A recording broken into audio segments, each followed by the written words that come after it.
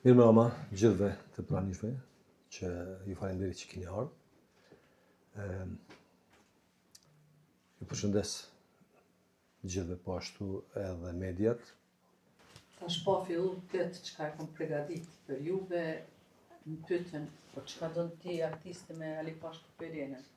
Unë tash e janë shikoni se Alipash Teperena natyrisht është yni, mirë po gjithë artet që në bëmë dhe kulumtimi pa shoq që thoni profesor Luanit, na ka bën edhe mua më ka bën me njoftë edhe me kulumtu më shumë natyrisht. Tu ka edhe medaljone të kohës së Aliut, pastaj ka Trungu familjar. po ka gjenealogji, ka sigliografi, sepse ka art brenda figurave të vulave, e kështu me radhë. Mbi varrezat në Turqi, Kartolina, Barjellefe, të gazetave, barjellefe në ato shpatat apo armët e tij. ilustrime në takëme të ushqimit, filxhan, e kështu me radhë. Unë ju uroj shumë për stërtofshit për këtë vepër të tij dhe jam shumë kurioz me po kush është. një format bukur e mirë. Shumë këto profesorit që tha dromca, copza të historisë Alipashajt janë në libër. Unë kam pas shumë kujdes që të gjitha këto shënimet, të gjitha këto dhënat të jenë super të sakta. Do të thotë janë marrë prej shumë burimeve, të cilat burime janë analizu, janë krahasu, edhe derisa kemi ardhur te informata e duhur.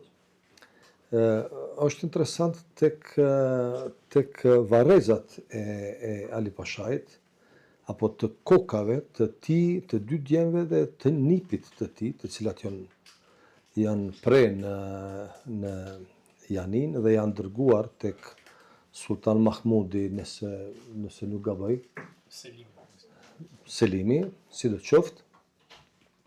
Janë dërguar atje dhe janë ekspozuar, koka e Alipashajt është ekspozuar për që populli turk në Konstantinopol, unë i quaj Konstantinopol, sa ashtu është quajtur në atë kohë, se termi Istanbul vjen shumë më vonë, që të bindet që Alipash Teperena nuk është më.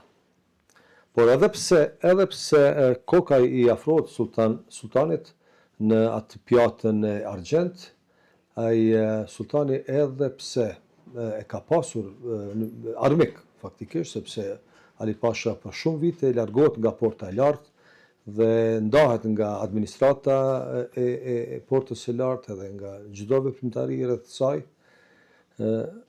Ai prap ka respekt ndaj tij sepse e din që në thellësinë e Alipashajt është një njeri shumë i madh, i respektueshëm jo vetëm prej popullit shqiptar, por respektueshëm edhe prej shtetasve të huaj.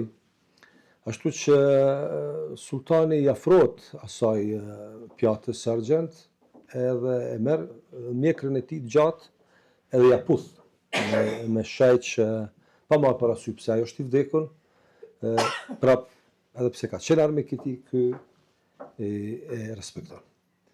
Kemi edhe një gjë kështu shumë interesante në libër, punën e varrezave, të cilat varreza vitin në 1996, më sa e di, ato gjenden në Silivri KP në Stamboll.